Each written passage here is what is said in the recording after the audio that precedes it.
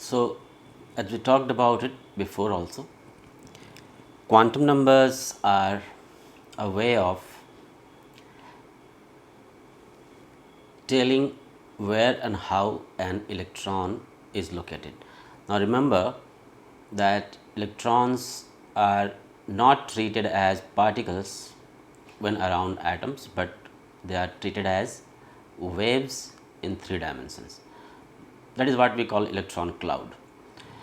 Electron cloud जो है उसके बारे में बताने का तरीका है, लेकिन अगर क्रूड तरीका हम अपनाएं, क्लासिकल तरीका अपनाएं, सिंपल सा आंसर देना चाहें तो यही कहेंगे कि ये एड्रेसिंग सिस्टम है, एड्रेस बताने का तरीका है। इलेक्ट्रॉन कहाँ पर है यही बताना है बेसिकली हमें, कहाँ पर है, कैसे है ये भी बताना है, लेकिन इसेंशियली जो है वो कहाँ है यही हम बता रहे हैं, ठीक है ना। तो कहाँ आप कहाँ हो, आपको अगर मान लीजिए कुरियर से सामान मंगवानी हो तो आप कैसे देते हो एड्रेस अपना? आप बताते हो सिटी का नाम, कॉलोनी का नाम, अपार्टमेंट कॉम्प्लेक्स का नाम, फ्लैट नंबर वगैरह वगैरह, यही सब करते हो ना। तो हायरार्की है, पहले बड़े लेवल का एड्रेस देते हो, सिटी हुआ या स्टेट हुआ जो भी, फिर उससे छोटे लेवल का, फिर उससे भी छोटे लेवल का, फिर उससे भी छोटे लेवल का। तो 4 लेवल्स अक्सर हमें देखने को मिलते हैं एड्रेस में भी। उसी तरह से इलेक्ट्रॉन्स की भी कहानी है, ठीक है ना। तो ये बेसिकली है क्या, एड्रेसिंग सिस्टम है, ठीक है ना, एड्रेसिंग सिस्टम है। Okay, so like you will have in a city, you have, what will you have? You will have colony 1,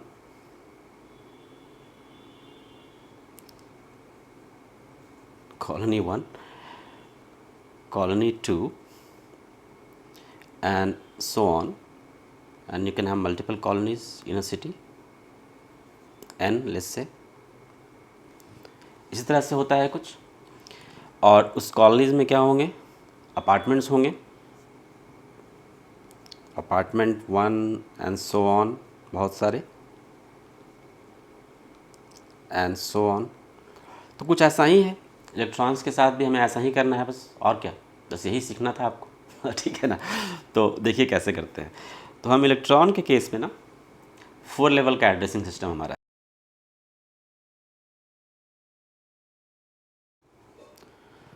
तो जो टॉप मोस्ट लेवल का क्वांटम नंबर है वो है आपका n, ठीक है।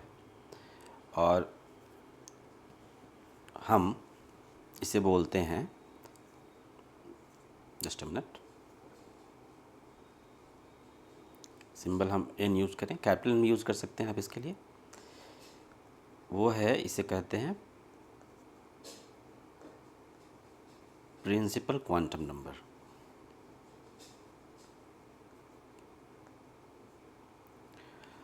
और आप पहले से जानते हैं क्या बताता है ऑर्बिट,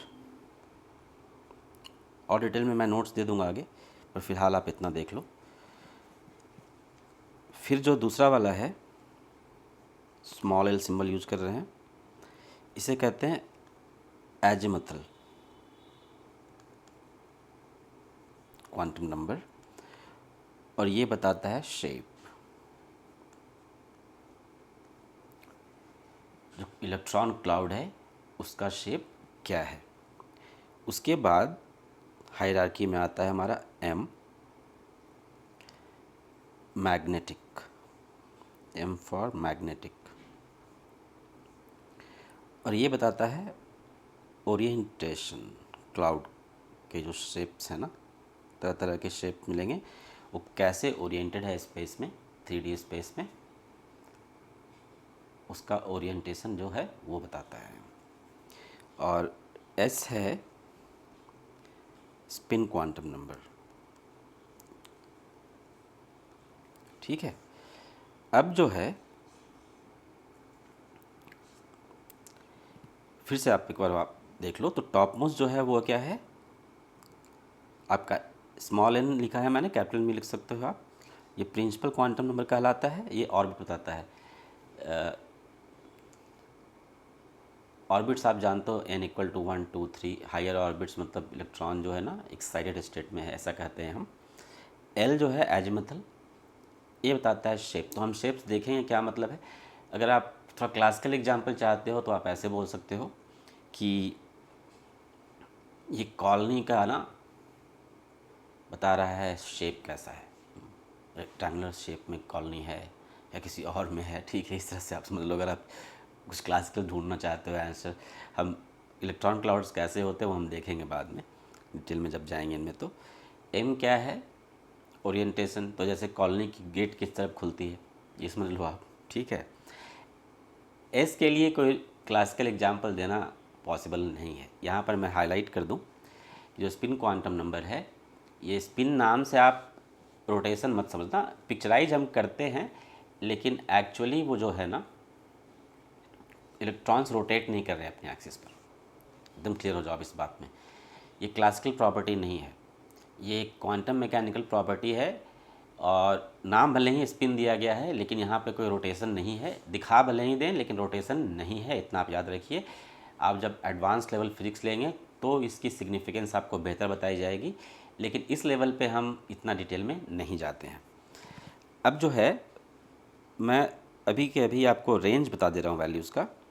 तो एल का जो वैल्यू है वो डिपेंड करता है एन पर, प्रिंसिपल क्वांटम नंबर पर डिपेंड करता है, और ये वैरी करता है 0 टू n-1 तक। मतलब ये है कि जितना बड़ा शहर होगा आपका, सिटी होगी, उसमें कॉलोनीज़ भी इतनी ज़्यादा होंगी। बड़े सिटी तो ढेर सारे कॉलोनीज, राइट।